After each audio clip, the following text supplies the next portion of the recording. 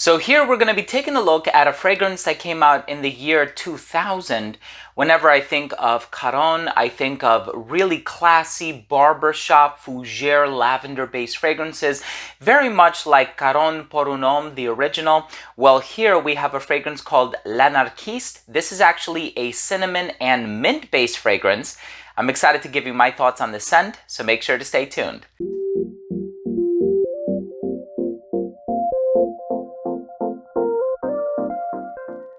Begin today's video on L'Anarchiste by Caron, and I tell you all about this fragrance, the performance, the notes, the longevity, comparisons, and how I came about discovering it.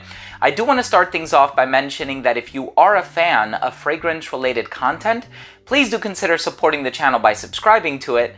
Hit that bell icon so you could be notified whenever I do upload future videos to the channel. And of course, give this video a thumbs up if you enjoyed it or if you took something of value from today's episode. Now, the original Caron pour un homme is this blast of lavender, very natural, realistic smelling lavender, albeit a little linear because it doesn't go in too many different directions.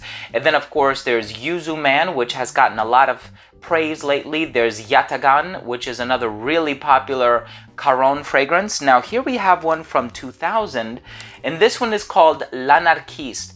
Now I remember reading a few years ago that this was the inspiration for Viking by Creed. And I thought to myself, interesting, this does have mint, this does have a lot of other woodsy ingredients that would get compared to something like a Creed Viking. So I said, you know what, let me buy it. It was inexpensive enough, so I think I bought it on Amazon or something. And it came in the mail, and I certainly have my own opinion of it now. Really interesting combination of the cinnamon and the mint. And for that reason, it does kind of remind me of a few other fragrances. I'm excited to give you those comparisons and let you know what I think it reminds me of. But let's go ahead and start things off with the presentation.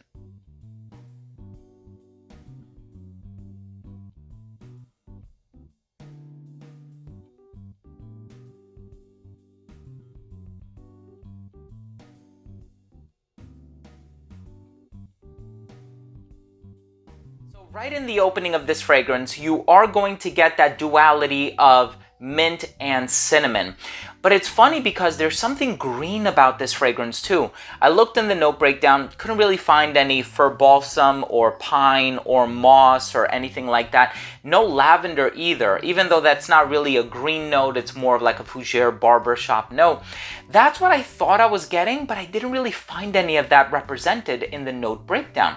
Now, I'm guessing it's the mint, which comes across smelling a little bright and a little green, and the cinnamon adds this spicy sweetness to the fragrance, but it's not as pronounced as the mint in my opinion. I get like 60% mint, 40% cinnamon, so this is not a sweet fragrance by any means. Do not purchase this one thinking it's going to be on the sweeter side of things. It's funny because initially with that sweet mint, I thought I was getting something that would be compared to like a Le Male by Jean Paul Gaultier.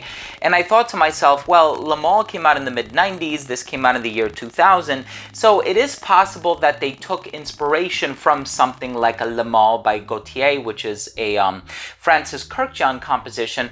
But then it does seem to go in a rather darker and greener direction after you give it a chance to dry down. So there's sandalwood, there's cedarwood, there's gaiac wood, there's even a little bit of musk if I'm remembering correctly. But the green note, the definitive green note in this fragrance, it took a while for it to register. It's actually the note of vetiver.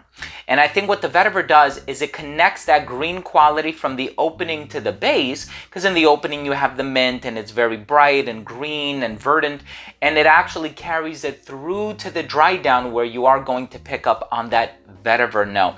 Now, in terms of the vetiver being used here, it is kind of on the clean, soapy, Tom Ford gray vetiver-esque side of things. So it's not going to be a dark, brooding vetiver like a Sycamore by Chanel or an Encre Noir by Lalique. So at least that's a good thing. So you are going to get this bright, there's a little bit of citrus, even though that's not represented in the note breakdown as well. You are going to get a bit of this bright bergamot type of an opening with that bright mint as well. The cinnamon, it's kind of receded in the background. Like I said, it has a very minimal effect on the fragrance, although you do pick up on a little bit of cinnamon in the opening, no doubt. as it starts to dry down, that's when you get the vetiver and the woods and that clean musk. And I really like that in terms of both the musk and the vetiver, they opted for cleaner varieties. Some varieties of musk can be a little animalic, some varieties of vetiver can be a little bit rough around the edges. So look, when I smell this fragrance, I think of class, I think of refinement, I think of distinction, and I also think of old school.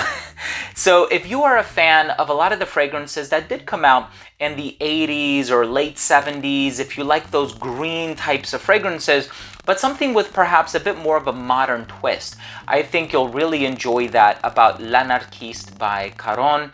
I think it's an awesome fragrance. Now, going back to what I alluded to earlier, I had read online that this was getting compared to Creed Viking, and I thought to myself, uh-oh, is this going to be the inexpensive alternative to Creed Viking and even one that preceded it? No, it doesn't really smell similar to Creed Viking, unfortunately. I did read up on it, and it was getting compared to a few other fragrances, none of which I've actually tried or own, so I can't really validate those claims. But no, if you're purchasing this as an alternative to Creed Viking, you're not really going to find it here. Nevertheless, I think it is a solid fragrance if you are a fan of those like 80s inspired fragrances with a bit of that green dry down, especially with the vetiver in this case. I think you'll enjoy this one.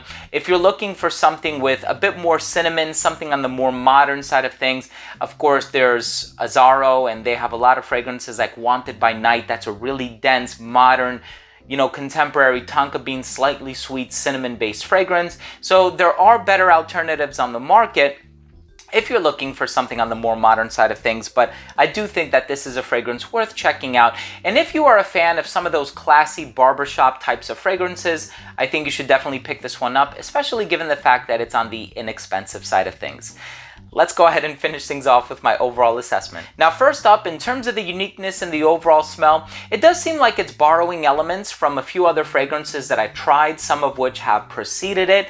But as far as the overall composition is concerned, it is a unique fragrance. And in terms of the overall smell, it really depends. If you like some of the more modern, lighter fragrances, I think this one might be a little bit too dark for you with the vetiver and the woods. However, if you are a fan of a lot of these fragrances that came out in the 80s that are kind of on the fougere or even chypre side of things, I think you'll enjoy this one. Longevity on this one is 6 hours.